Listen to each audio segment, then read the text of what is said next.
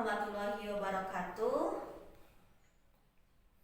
Pada pertemuan kali ini kita akan melanjutkan tentang materi yang kemarin ya.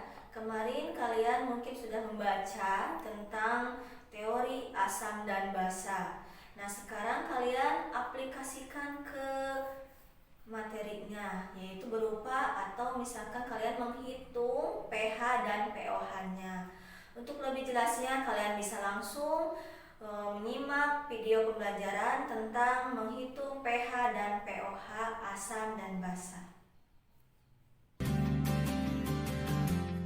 Penentuan pH larutan. Untuk penentuan pH larutan ini kita mengenal 3 istilah dulu ya.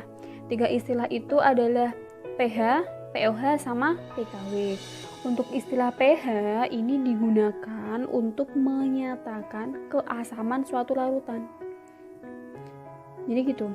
pH itu digunakan untuk menyatakan keasaman suatu larutan. pH sendiri berasal dari kata potential of hydrogen. Jadi ini kan ada hidrogennya ya. Berarti pangkat atau eksponen hidrogen. Pangkat kan sudah kalian pelajari di kelas 10 ya, di matematika.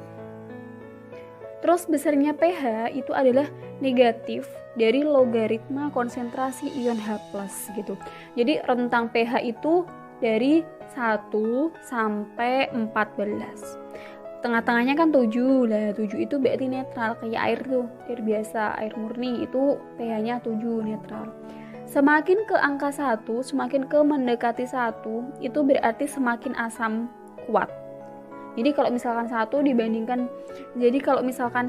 dibandingkan dengan 5, berarti lebih asam kuat yang 1. Kalau semakin mendekati 14, itu berarti semakin basa kuat gitu. Jadi misalkan kita bandingkan antara pH 13 sama 14, berarti lebih basa kuat yang 14. Misalkan kita bandingkan lagi 5 sama 14, berarti lebih basa kuat yang 14. 5 itu berarti basa lemah. pH sendiri bisa ditentukan atau dirumuskan dengan rumus ini. pH sama dengan min log konsentrasi H+, gitu. Konsentrasi ion H+ dan pH berbanding terbalik. Jadi gini, semakin kecil konsentrasi H+, berarti pH-nya semakin besar. Contohnya, misalkan ini ya, konsentrasi H+-nya itu 0,001 molar. 0,001 itu kan sama halnya dengan, kalau dibuat 10 pangkat, itu kan berarti 10 pangkat 1, 2, 3. Negatif 3, karena ini ke kiri ya, hitungnya. Rumus pH tadi sudah kita ketahui, pH itu min log H+, berarti pH sama dengan min log H+, berarti pH sama dengan min log 10 pangkat min 3, min ketemu min, berarti pH sama dengan 3, gitu. Contoh lagi, misalkan konsentrasi H+-nya itu 0,01 molar, berarti pH sama dengan min log H+, 0,001 itu sama dengan 10 pangkat min 2 molar ya. Berarti pH sama dengan min log H+ sama dengan min log 10 pangkat min 2, min ketemu min hasilnya positif, berarti pH-nya sama dengan 2. pH 2 ini termasuknya asam kuat ya, karena mendekati 1 gitu. Cara penentuan pH tersebut juga berlaku untuk penentuan pOH. Kalau pOH itu berarti ini, konsentrasi ion OH- dinyatakan dengan pOH, sehingga rumusnya pOH sama dengan min log konsentrasi OH-. Jadi kalau pH kan min log H+, kalau pOH berarti min log konsentrasi OH- gitu. Langsung ke contoh saja. Misalkan konsentrasi OH- sama dengan 0,1 molar. 0,1 molar kalau kita jadikan 10 pangkat ke notasi ilmiah, berarti kan 10 pangkat min 1, berarti kalau ini OH- berarti bawahnya itu pOH, bukan pH ya. pOH-nya sama dengan min log konsentrasi OH-, berarti min log 10 pangkat min 1, min ketemu min berarti plus hasilnya 1. Kalau misalkan OH-nya itu 0,01, berarti kan Ini sama dengan 10 pangkat min 2. Berarti min log 10 pangkat min 2 sama dengan 2 gitu. Kemudian untuk pH air murni itu 7 atau disebut sebagai netral ya. Reaksinya itu seperti ini, H2O menjadi terurai dalam kesetimbangan menjadi H+ dan OH-. Jadi H+ ini kan tadi asam kan, OH- itu basa. Asam sama basa ya udah berarti jadinya netral gitu. Sementara harga konstanta kesetimbangannya atau K-nya itu bisa ditentukan seperti ini. K sama dengan yang kanan dibagi dengan kiri.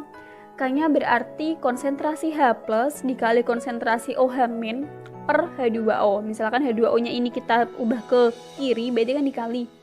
Berarti jadinya K dikali H2O sama dengan H+ dikali OH-. K dikali H2O ini loh yang disebut dengan KW. Tetapan ionisasi air ya, water. Tetapan kesetimbangan ion bagi air. KW ini bisa ditentukan dengan konsentrasi H+ dikali konsentrasi OH-.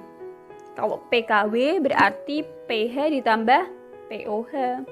Kalau PKW itu nilainya 14 ya. Jadi 14 itu berarti nilai dari pH ditambah POH. Misalkan POH-nya 1 berarti pH-nya 13. Kayak misalkan ini tadi. Ini POH-nya kan 1 ya. Berarti pH-nya 14 dikurangi 1 gitu. Sama dengan 13. Kalau yang ini berarti pH-nya sama dengan 14 dikurangi 2 sama dengan 12 gitu.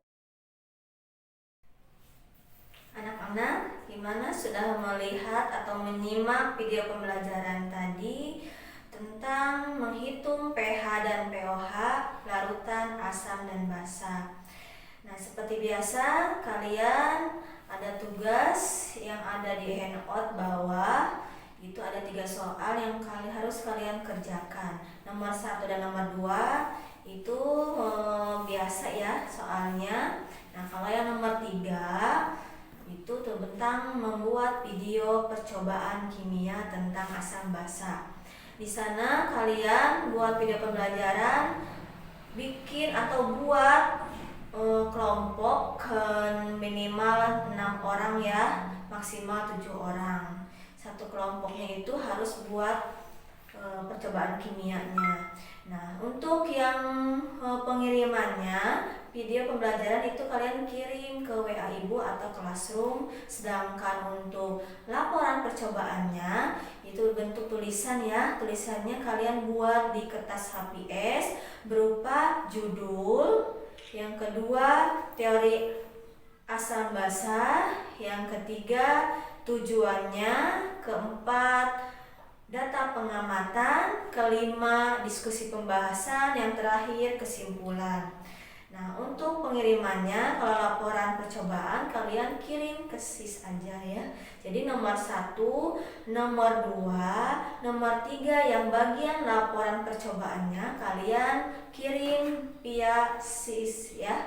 Kalau untuk video pembelajarannya kalian kirim via Classroom atau WA Ibu ya. Cukup 1 orang aja yang kirimnya.